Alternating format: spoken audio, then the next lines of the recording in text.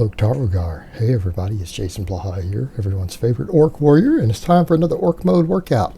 Now, of course you guys know yesterday the new WoW expansion came out. I've been playing my Orc Warrior, and not really impressed so far. Definitely not the best expansion first day I've seen, but I only played about an hour. I'll go back and mess with it here later. But today, deload's over on the squats, and I'm just going to ramp it up a little bit day by day.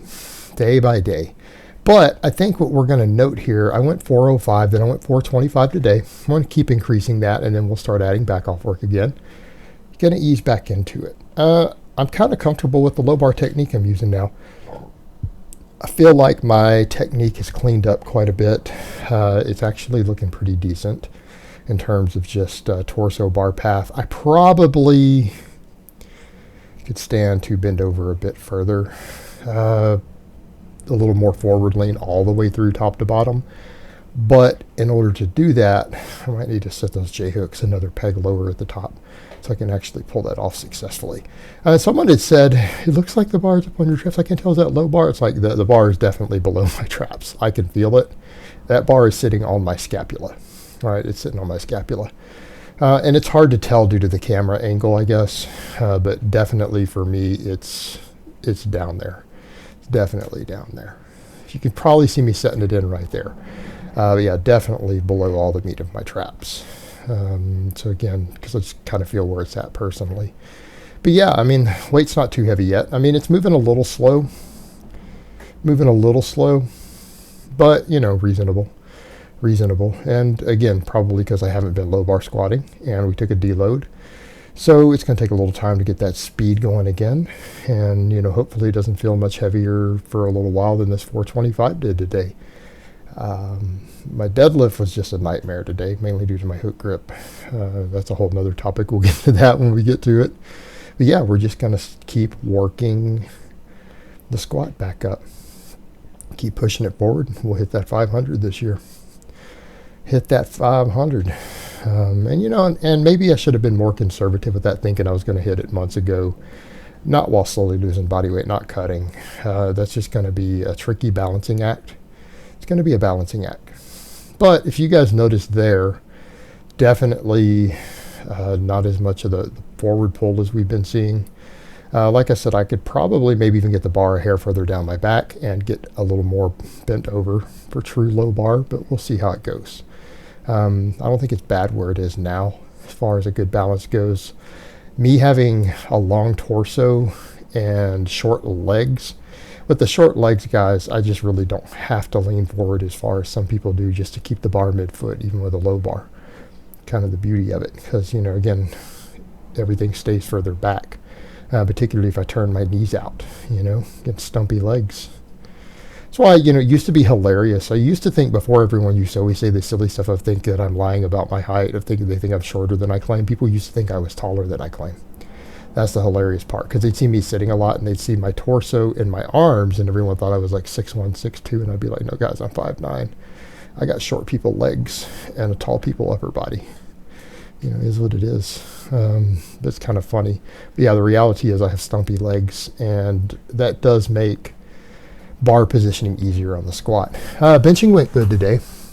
I can definitely tell that it is getting heavy now, though. For me, I mean, it's not one of those where it's like, oh, that felt light. I'm probably not going to have any days where it feels light again. I feel like, again, with me doing these little 2.5 pound increases every week, I finally have reached a working weight to where I think it feels heavy. Every set feels heavy now, right? My singles feel heavy, my triples feel heavy.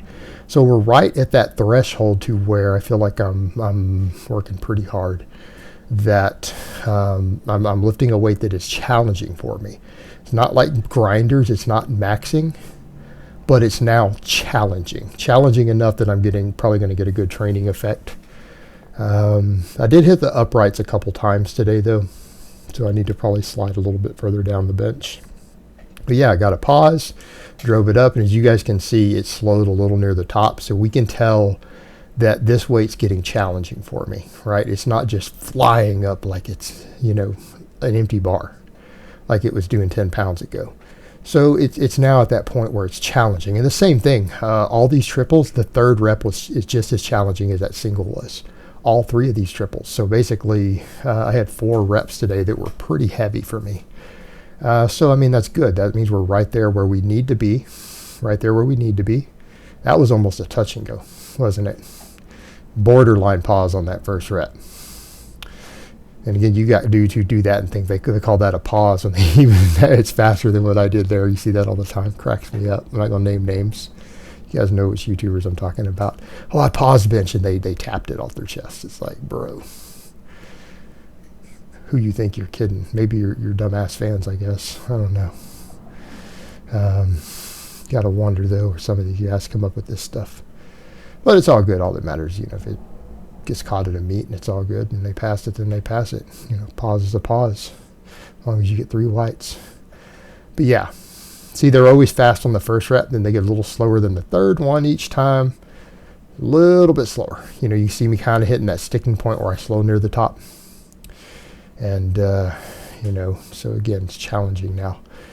My bench press was good. My deadlifts, I couldn't hook grip anything. I couldn't hook grip 375 today. And people are going to say, and I got someone in the comments yesterday, it's because you didn't set the hook right. I know. I can't set the hook right this week. I can't. I don't know why. Despite my efforts, it just doesn't feel right even before I get around the bar. Like I spent the whole time readjusting this, and then I felt a pain lance through my entire thumb like someone stabbed me, and I turned loose of the bar with 375, like when it's like 6 inches off the floor. And I'm going to have to sort that. And it was ridiculous because all last week, every day I did 2 different singles with a hook grip, right? No pain, completely pain-free. I tried a hook grip this week, and it is back to as excruciating as when I first started. So I'm going to have to figure out what in the heck I'm doing wrong, why I can't get the hook to set correctly, mess with it, and try not to get frustrated by it. That's the main thing. When you run into little things like that, it's trying not to get frustrated. But I was doing so good last week. They were all virtually pain-free. And I ended up doing, 12 singles with my hook yesterday with a weight that used to be excruciating, and they were great.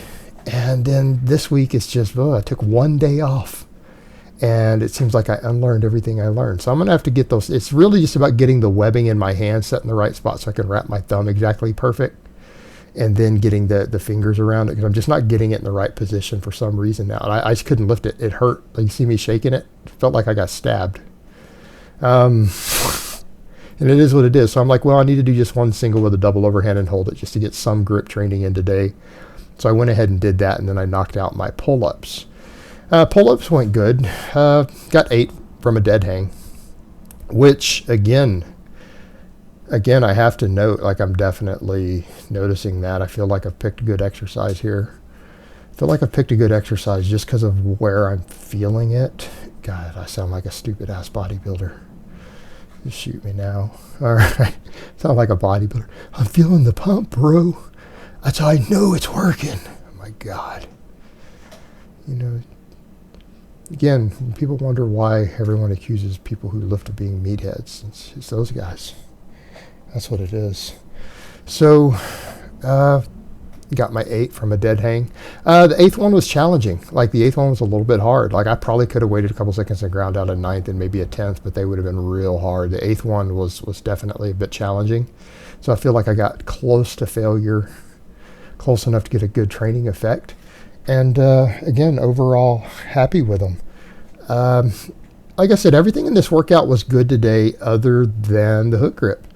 I bumped my low bar up slightly coming off the deload again. Obviously, we're 60 pounds under where we had been a couple months ago, but I'm just going to gradually increase it. And I'm just happy with the flow of it because it's not making me sore. I'm not feeling fatigued from it. And I can just gradually increase and build back up and push past that last one. It's going to be a whole process to get there. But again, it's a slow process. I'm an advanced lifter.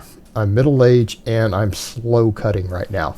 So it's going to be a careful balancing act of getting that squat without overtraining and while staying injury-free. I can do it. It's going to be done. It's just a matter of being careful with it, with what I'm doing. It's going to be a tricky balancing act. It's different when you're bulking and going all out. It's another thing when you're not doing that and you're slowly losing weight. But it'll happen, and just going to have to be patient and put in the work and monitor everything.